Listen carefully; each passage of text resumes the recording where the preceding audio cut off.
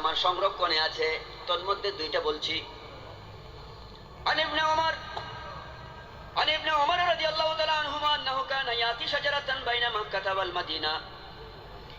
হযরত আব্দুল্লাহ ইবনে ওমর রাদিয়াল্লাহু তাআলা আনহু মক্কা থেকে মদিনায় যাবেন সিদ্ধান্ত করেছেন। সিদ্ধান্ত মোতাবেক মক্কা থেকে মদিনায় রওনা করেছেন। তিনি একজন জলিলুল কদর সাহাবী, অত্যন্ত বিচক্ষণ সাহাবী। তিনি সঙ্গী সাথীও সব সময় থাকতো, বেশ কিছু লোকজনও তিনি সঙ্গে থাকতো যেখানেই তিনি যেতেন।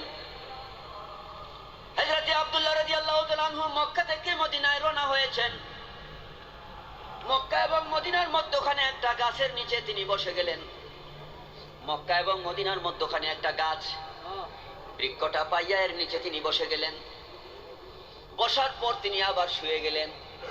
শোয়ার পর হাদিসে এসেছে ফায়াকিলু, তিনি একটু কাইলুলা করলেন। এটা কি বাংলায় কি বলা যাবে? একটু গড়াগড়ি করলেন। আবার তিনি উঠে গেলেন, উঠে মদিনার দিকে রওনা করলেন। উপস্থিত লোকজন জিজ্ঞাসা করলো, হুজুর আপনি মক্কা থেকে মদিনায় যাবেন, প্রতিমধ্যে একটা গাছ পাইয়া নিচে বসে গেলেন, বসে আবার শুয়ে গেলেন, শুয়ে আবার কাইলুলা করলেন, নড়াচড়া করলেন, তারপর আবার রওনা করলেন, কারণটা কি? তিনি ফরমান আন্না রাসূলুল্লাহ সাল্লাল্লাহু তাআলা আলাইহি ওয়াসাল্লাম কানা ইয়াফআলু যালিক। তিনি ফরমান আমার নবী কামলাওয়ালা মুহাম্মদুর রাসূলুল্লাহকে দেখেছি, তিনি যখন মক্কা থেকে মদিনায় রওনা করেছেন, এই গাছটা, যেই গাছের নিচে আমি যেভাবে বসেছি, আমার নবী কামলাওয়ালা সেইভাবে এখানে বসেছিলেন। আমি যেভাবে শুয়েছি, আমার নবীজি শুয়ে সেইভাবে একটু নড়াচড়া করেছিলেন। আমি যেভাবে উঠে আবার মদিনায় রওনা করেছি, আমার নবী কামলাওয়ালাও সেইভাবে রওনা করেছিলেন। এবার আমি এমন কটা হাদিস বলছি, শুরুতেই বলছিলাম অনুসরণটা প্রথমত 3 ভাগে ভাগ করেছিলাম, বাজি মনে আসেনি? প্রথমটা কি? ফরজ, তারপরে ওয়াজিব, তারপরে সুন্নাত। এখন এখানে এমন আমলের কথা বলছি যে আমলটার জন্য ধরপাকড় করা হবে না, যেটা ফরজও না, ওয়াজিবও না, সুন্নতে মুআক্কাদাও না। সুন্নতে মুআক্কাদাও না, যে না করলে ধরপাকড় করা হবে, গুনাহ হবে, এমন না। হুজুর সাল্লাল্লাহু তাআলা আলাইহি ওয়াসাল্লাম ঘটনাক্রমে এই জায়গাটার মধ্যে বসে গিয়েছিলেন, শুয়ে গিয়েছিলেন, কিন্তু সাহাবাগণকে বলেন নাই যে তোমরা এটা করিও। তদুপরি সাহাবায়ে কেরাম করেছেন। তাহলে এখন আমরা আন্দাজ করিনি তো যে কাজটা হুজুর পাক নিজে করেছেন এবং করতে বলেছেন, সেই কাজটা সাহাবায়ে কেরাম কিরকম করেছিলেন, কতটুকু গুরুত্ব সহকারে করেছিলেন। আমার ভাইও, বেহেশতি দল, নাজাত প্রাপ্ত দল কে, কারা বেহেশতি হবে? সাহাবায়ে কেরাম নবীজিকে জিজ্ঞাসা করেছিলেন, হে আল্লাহর রাসূল, বেহেশতি কারা, নাজাত প্রাপ্ত কারা, জান্নাতে কারা যাবে? আমরা জান্নাতে যাইতে চাই কিনা? জান্নাতে যাইতে চাই। তো সাহাবায়ে কেরাম জিজ্ঞাসা করলেন, মারহাবা, সাহাবায়ে কেরাম জিজ্ঞাসা করলেন, ইয়া রাসূলুল্লাহ, জান্নাতে কারা যাবে? জান্নাতে যারা যাবে, আমরা যদি আজকে তাদের রঙে রঙিন হয়ে যাই, আলহামদুলিল্লাহ আমাদের নসিবেও জান্নাত হয়ে যাবে। এবার নবীজি ফরমান, মিশকাতুল মাসাবি শরীফের হাদিস 30 পৃষ্ঠায় আছে, হুজুর ফরমান মা আনা আলাইহি ওয়া আসহাবি।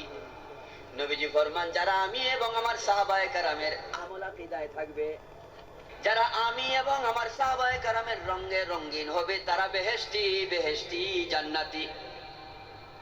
আমি সেই জান্নাতি যারা তাদের আমলের বর্ণনা দিচ্ছি, যারা বেহেশতি তাদের আমলের বর্ণনা দিচ্ছি, খুব সংক্ষেপ। হুজুর পাক এই গাছের নিচে বসেন নাই, হুজুর পাক বসেছেন, শুয়েছেন, কিন্তু কাউকে বসতে শুইতে নির্দেশ করেন নাই। তদুপরি সাহাবায়ে কেরাম আমল করেছেন।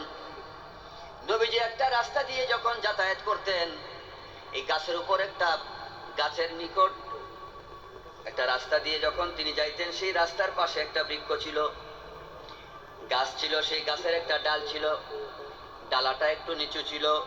নবীজি যাওয়ার সময় তিনি মাথা মুবারক নিচু করে যাইতেন, কারণ ডালটা মাথা মুবারকে লাগতে পারে, কাজেই তিনি মাথা নিচু করে যেতেন। হুজুর সাল্লাল্লাহু তাআলা আলাইহি ওয়াসাল্লাম দুনিয়া থেকে বিদায় হওয়ার পর গাছখানা কেটে ফেলা হলো। নবীজিও নেই, গাছও নেই।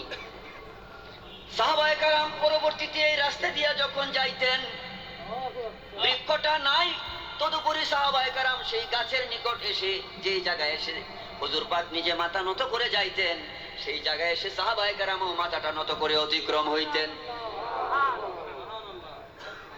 এভাবে মাথা নত করার জন্য হুজুর পাক বলেন নাই।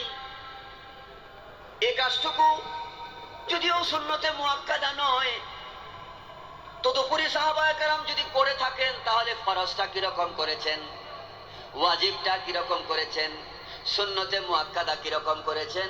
হে আমার ভাইও, সাহাবায়ে কেরামের আমল যদি আমাদের মধ্যে থাকে, তো তবে আমরা জান্নাতি। এটাই হলো মুক্তির পথ। আজকে আমরা একটু ওজন করি, আমাদের কাছে পাল্লা, মাফের পাল্লা একটু হাতে নেই, যে সাহাবায়ে কেরাম হুজুর পাকের রঙে কি কতটুকু রঙিন হয়েছেন।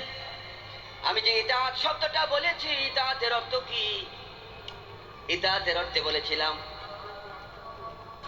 চশমাটা এখানে রাখলাম, এই চশমার একটা ছায়া পড়ছে, আমি দেখছি, আপনারা তো দূর থেকে দেখতে পারতেছেন, ছায়া পড়ছে। আপনারা দাঁড়াইলেও একটা ছায়া পড়বে, লাইটের একটা ছায়া পড়বে। বিকাল 3টার সময় যদি দাঁড়ান তো একটা ছায়া পড়বে, 10টার সময় দাঁড়াইলে একটা ছায়া পড়বে। কাজিল্লিশাই আমশিলাশায়।